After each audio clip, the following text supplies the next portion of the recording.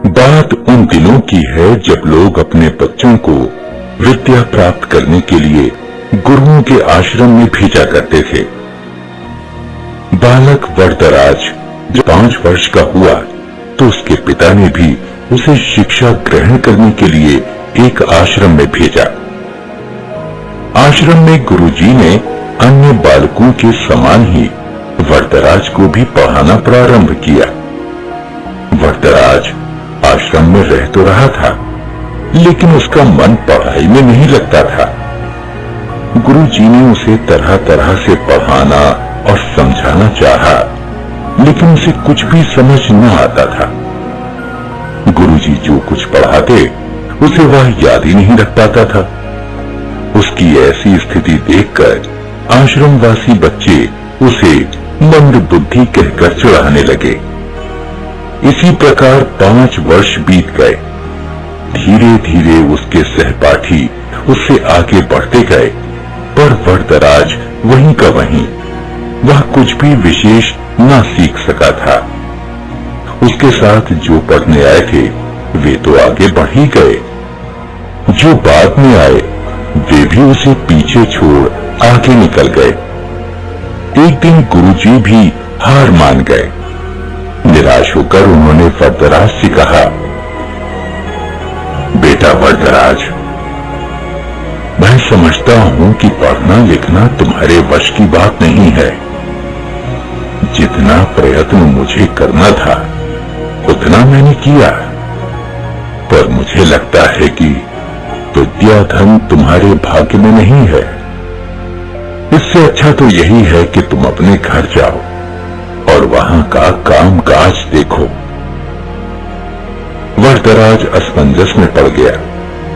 गुरुजी के मना करने के कारण उसे अपना भविष्य अंधकारमय लगने लगा। उसे यह चिंता भी सताने लगी कि घर लौटने पर उसके पिता क्या सोचेंगे।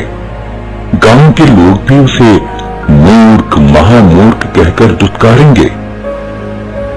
वरदराज करता भी तो क्या, उसने अपना सामान समेटा, गुरुजी के चरण छुए और वह भारी मन से विदा हुआ।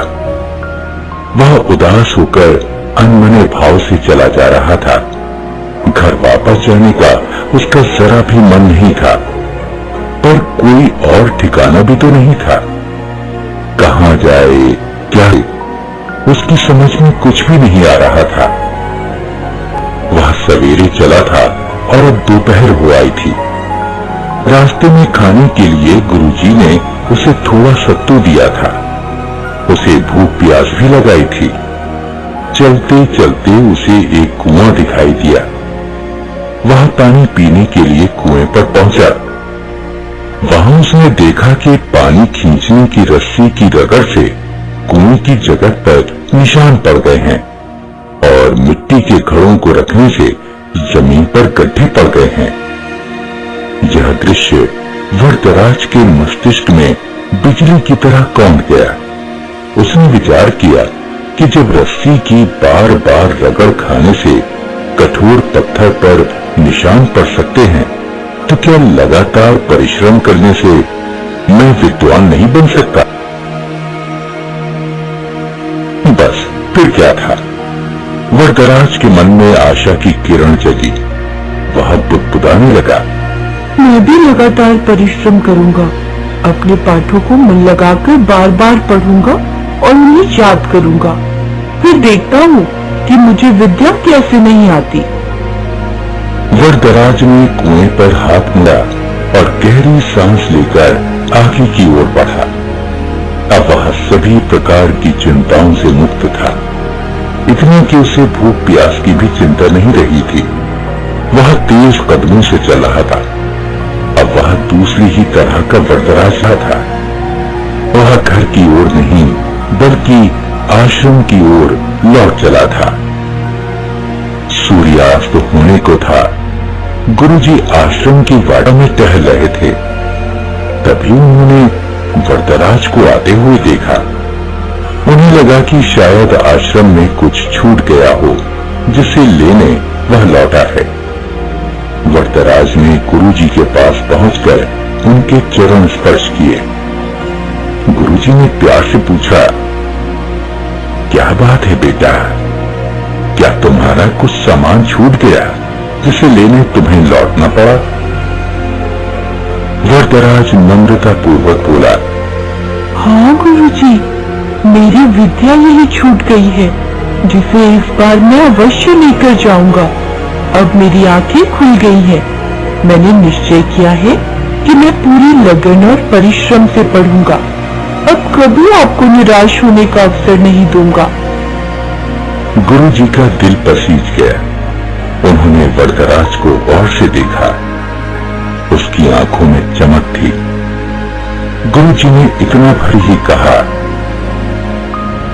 तुम जो कुछ कह रहे हो यदि उसे कर दिखाओगे तो मुझे बड़ी प्रसन्नता होगी। वरदराज ने पढ़ाई प्रारंभ की। अब तो उसकी भूख और नींद पता नहीं कहां गुम हो गई थी। वह देर रात तक पढ़ता और कहता सबसे पहले उठ जाता। वह अपना एक क्षण भी व्यर्थ न गवाता। उसने दिन रात एक कर दिए। इसका प्रभाव यह हुआ कि जो पाठ याद करना उसे पहाड़ पर चढ़ने के समान कठिन लगता था, अब वही सरल लगने लगा था। गुरुजी और अन्य बालक वरदराज में आए। इस परिवर्तन को देख आश्चर्यचकित रह गए। अब वरदराज की